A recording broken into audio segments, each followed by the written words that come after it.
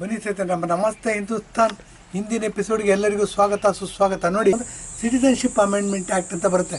1955ರಲ್ಲಿ ಮೊದಲನೇ ಬಾರಿ ಚರ್ಚೆ ಆಗುತ್ತೆ, 1986ರಲ್ಲಿ ಎರಡನೇ ಬಾರಿ ಚರ್ಚೆ ಆಗುತ್ತೆ, 2019ರಲ್ಲಿ ಕೂಲಂಕುಷವಾದ ಚರ್ಚೆಯಾಗಿ ಪಾರ್ಲಿಮೆಂಟಲ್ಲಿ ಪಾಸ್ ಆಗುತ್ತೆ, ಲೋಕಸಭೆಯಲ್ಲಿ ಪಾಸ್ ಆಗುತ್ತೆ, ರಾಜ್ಯಸಭೆಯಲ್ಲಿ ಪಾಸ್ ಆಗುತ್ತೆ, ಮತ್ತು ಪ್ರೆಸಿಡೆಂಟ್ ಒಪ್ಪಿಗೆಯನ್ನು ಪಡೆಯುತ್ತೆ.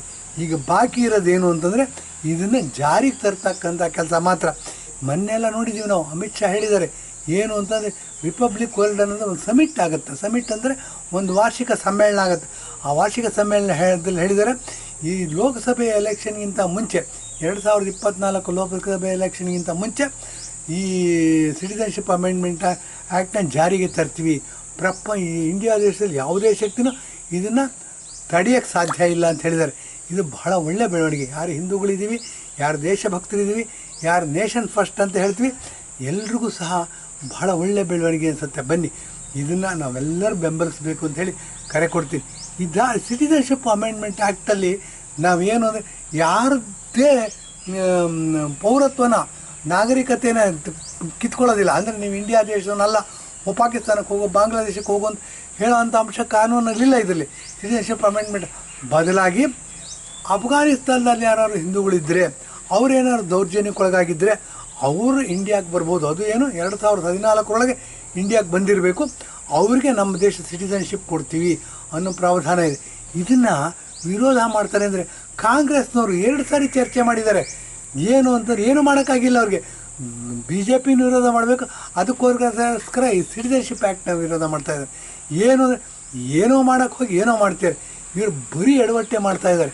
ಅದರಲ್ಲೂ ಈಗ ನೋಡಿ, ರಾಹುಲ್ ಗಾಂಧಿಯವರು ಬಂದಿದ್ದಾರೆ. ಇವತ್ತು ಒಂದು ವಿಡಿಯೋ ಸಹ ಭಾಳ ಸುತ್ತಾಡ್ತಾ ಇದೆ. ಏನು ಅಂತಂದರೆ ಆತನಿಗೆ ಬ್ರೈನೇ ಮೆಚ್ಯೂರ್ ಇಲ್ಲ. ಏನು ಅಂತಂದರೆ BJP ಎಲ್ಲ ಅವ್ರನ್ನೂ ಒಂದುಗೂಡಿಸುತ್ತಂತೆ, ಕಾಂಗ್ರೆಸ್ ಎಲ್ಲರೂ ಡಿವೈಡ್ ಮಾಡುತ್ತಂತೆ ಅಂತ ಮಾತಾಡಿದ್ದಾರೆ. ಅದೊಂದು 1.5 ನಿಮಿಷದ ವಿಡಿಯೋ ನೋಡಬೇಕು. ಎಲ್ಲ ನೋಡಿದ್ರೆ ನಮಗೆ ಗೊತ್ತಾಗುತ್ತೆ ಎಂಥ ದುಷ್ಟರ ಕೈಲಿ ನಮ್ಮ ರಾಜಕೀಯ ವ್ಯವಸ್ಥೆ ಹೋಗ್ಬಿಡುತ್ತೆ. ಪ್ರಧಾನಮಂತ್ರಿ ಇಂಥವರಾದರೆ ನಮ್ಮ ದೇಶಕ್ಕೆ ಎಂತೆಂಥ ಗಂಡಾಂತರ ಬರುತ್ತೆ.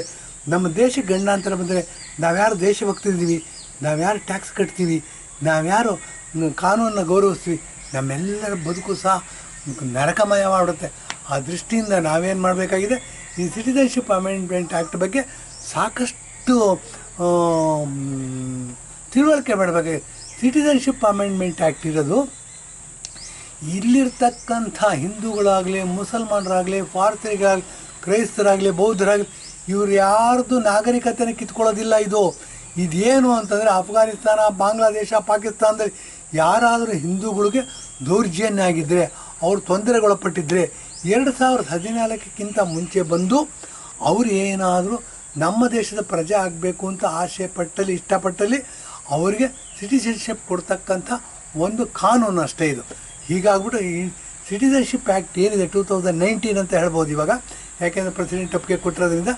ಇದು ಯಾರ ವಿರುದ್ಧನೂ ಅಲ್ಲ, ಬದಲಿಗೆ ಯಾರು ಹಿಂದೂಗಳಿದ್ದಾರೆ ಅವರು ಬಾಂಗ್ಲಾದೇಶದಲ್ಲಿ, ಪಾಕಿಸ್ತಾನದಲ್ಲಿ, ಅಫ್ಘಾನಿಸ್ತಾನದಲ್ಲಿ ಯಾರು ಪೀಡಿತರಾಗಿದ್ದಾರೆ, ಯಾರ ಮೇಲೆ ದೌರ್ಜನ್ಯ ಆಗಿದೆ, ಯಾರು ಸಾಕಷ್ಟು ನೋವುಗಳನ್ನ ಅನುಭವಿಸಿದ್ದಾರೆ ಅಂಥವರು 2014ಕ್ಕಿಂತ ಮುಂಚೆ ಇಂಡಿಯಾಕ್ಕೆ ಬಂದು ನಮಗೆ ನೀವು ನಮ್ಮ ದೇಶದಲ್ಲಿ ಆಶ್ರಯ ಕೊಡಿ, ನಮಗೆ ಬದುಕತಕ್ಕಂಥ ವಾತಾವರಣ ನಿರ್ಮಾಣ ಮಾಡಿಕೊಡಿ ಅಂತ ಏನೋ ರಿಕ್ವೆಸ್ಟ್ ಮಾಡಿಕೊಂಡ್ರೆ ಅಂಥವ್ರಿಗೆ ಸಿಟಿಸನ್ಶಿಪ್ ಕೊಡುತ್ತೆ. ಸಿಟಿಸನ್ಶಿಪ್ ಅಂದರೆ ಏನು?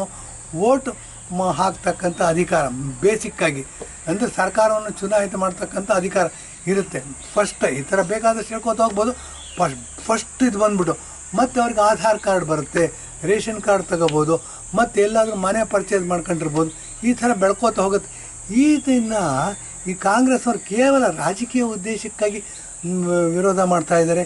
ಇದು ಧಿಕ್ಕರಿಸಬೇಕು, ಇದನ್ನೆಲ್ಲ ನಾವು ರಿಜೆಕ್ಟ್ ಮಾಡಬೇಕು ಅಂತ ಹೇಳ್ಬಿಟ್ಟಿದ್ದೆ ಕರೆ ಕೊಡ್ತಾ ಬನ್ನಿ. ಸಿಟಿಸನ್ಶಿಪ್ ಅಮೆಂಡ್ಮೆಂಟ್ ಆ್ಯಕ್ಟ್ 2019 ಏನಿದೆ, ಇದು ನಮ್ಮ ಹಿಂದೂಗಳಿಗೆ ಪೂರಕವಾಗಿದೆ. ನಮಗೆ ಇವಾಗ ಸ್ವಾತಂತ್ರ್ಯ ಬಂದಿದೆ ಅಂತ ಹೇಳ್ಬೋದು ರೀ.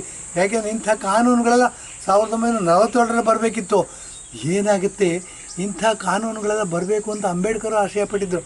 ಅದನ್ನು ನೆಹರು ಏನು ಮಾಡಿದ್ರು, ದುಷ್ಟ ರಾಜಕೀಯ ಮಾಡಿಬಿಟ್ಟು ಫಸ್ಟ್ ಎಲೆಕ್ಷನಲ್ಲಿ ಮುಂಬೈಯಿಂದ ಎಲೆಕ್ಷನ್ ನಿಂತ್ಕೊತಾರೆ ಅಂಬೇಡ್ಕರ್ ಅವರು. ಅವ್ರನ್ನ ಎಲೆಕ್ಷನಲ್ಲಿ ಸೋಲಿಸ್ತಾರೆ ಇವರು ಕಾಂಗ್ರೆಸ್ನವರು.